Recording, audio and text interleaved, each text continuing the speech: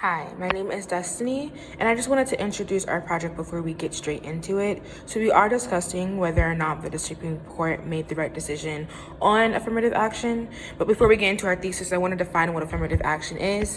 And it's just a policy designed to address historical and systematic inequalities by considering race, gender, and other identity factors in areas like education and employment, aiming to promote equal opportunity and diversity. So here's our central thesis. While the Supreme Court claims its 2023 ruling aims to make admission race neutral, the decision actually dismantles vital tools meant to correct deep-rooted inequalities. And to support our stance, we're going to explore three key areas where affirmative action plays a critical role.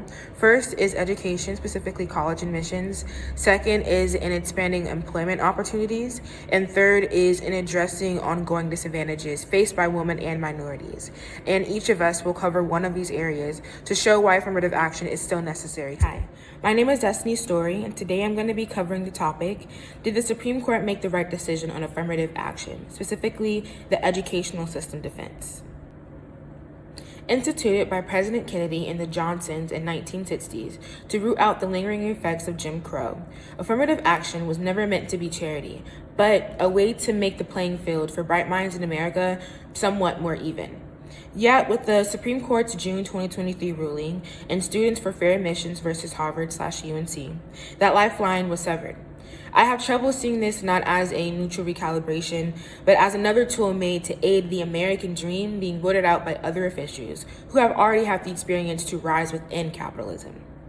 Although the Supreme Court's June 2023 decision in Students for Fair Admission versus Harvard/UNC purports to recalibrate admissions towards race neutrality, it instead dismantles affirmative action principles necessary to correct systematic biases implemented in the post-secondary education system. A 20th century political philosopher, John Rawls' Veil of Ignorance, was a thought experiment in which decision makers designed rules without knowledge of their own race, class, or status. Under this framework, policies that partially remediate systematic disadvantages, such as race-conscious admissions, are justified as transitions measured to correct inequalities that have already been perpetuated. Eliminating such measures ignore the very real disparities in K-12 funding, standardized testing, and also the legacy preferences that skew opportunities towards the already advantaged. Because true merit cannot be isolated from these contextual factors, admission practices must integrate corrective elements to satisfy both the Equal Protection Clause and the ethical requirements to level the inherently uneven playing field. Data in the wake of the court's decision reveals concrete losses already. Harvard Law School's class of 2023, the first admitted post-ruling, saw that Black enrollment plunged from 8%, 43 students, to 3.4%, 19 students, a more than 4-point swing in 1 year. Likewise, Harvard College freshmen class of 2028 registered just 14% Black students, down from 18% the prior year. The initial principles behind affirmative action, including exposure to perspective, heightened critical thinking, and also just being prepared for the real world, should not be abandoned simply because time has passed since the disparities were more obvious. Without race-conscious tools, institutions often default to other proximities like legacy, donor status, and networking, which might perpetuate privilege rather than dismantling it. And opponents contend admissions should be based solely on social economic factors, arguing that race-neutral policies suffice.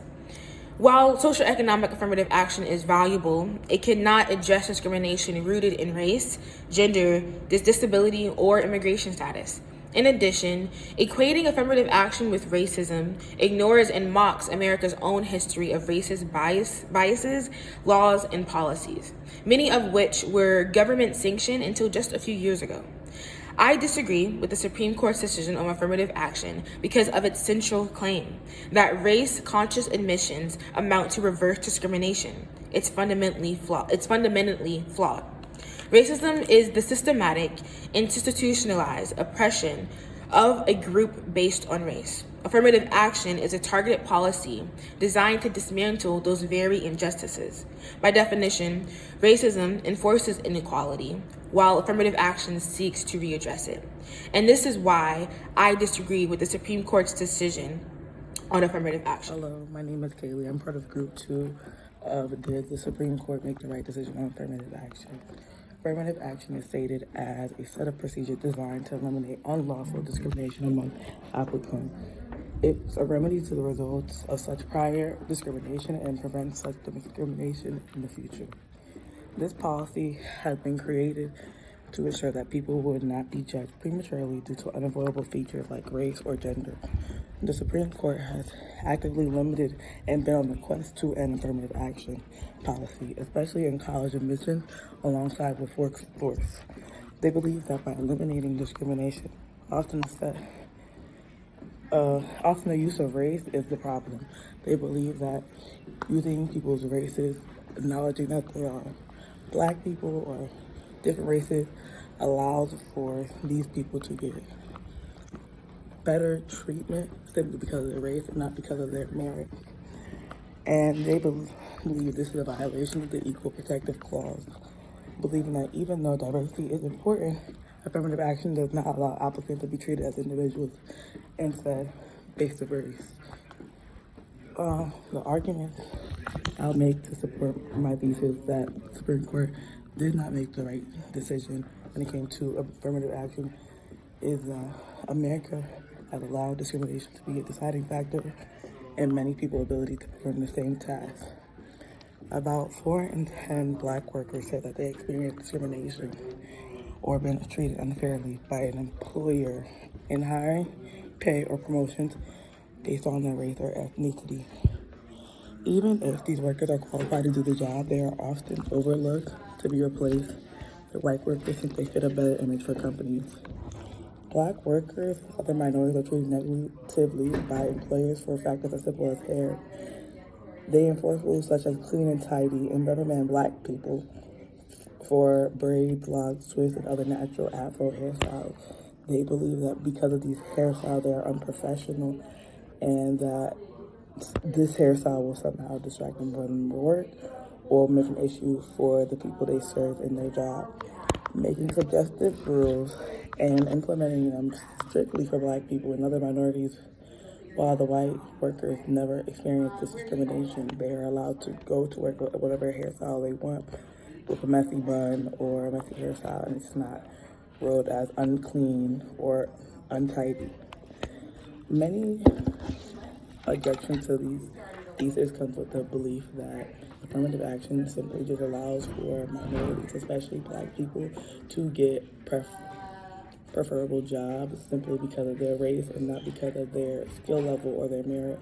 Those who oppose affirmative action believe that affirmative action is the form of preferential hiring and promotion for blacks.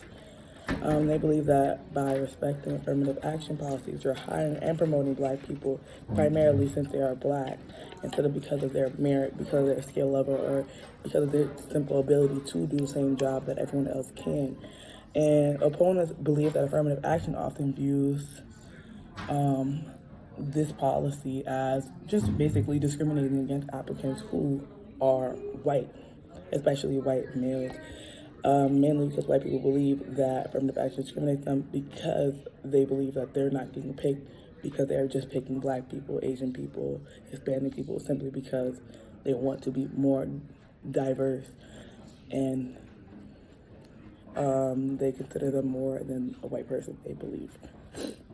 My reply to these objections would be, I personally do not feel like affirmative action allows for black people to receive hiring and promotion opportunities simply for being black.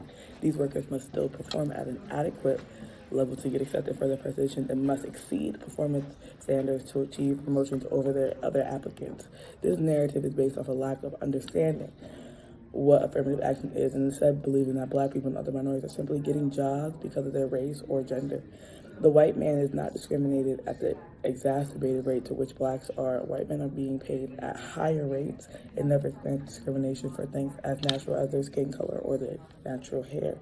I truly do just want to end off this point with saying that many people do not believe in affirmative action because they simply believe it's allowing people of color to get these positions over white people because of race. And it's not, it's so much more than that. These black people are getting seen for more than just their name, their skin color, or how they look physically on the outside. They're getting seen for their skill set and being accepted even if they are African American. And before we end up our presentation, we just want to say affirmative action was never about giving unfair advantages. It was about correcting deeply rooted inequalities in education and employment for minorities and also for women. The Supreme Court's decision to dismantle it ignores the very real barriers that still exist for many students and employees today. By calling this progress, the court overlooks privilege disguised as merit. That's why it's important to believe that the decision was misguided and that this decision is ethically flawed. Moving forward, it's on all of us to advocate for fairness, to stay informed, and to speak up for policies that don't just award the privileges, but also make sure that the underprivileged don't get overlooked. Thank you for listening to our presentation.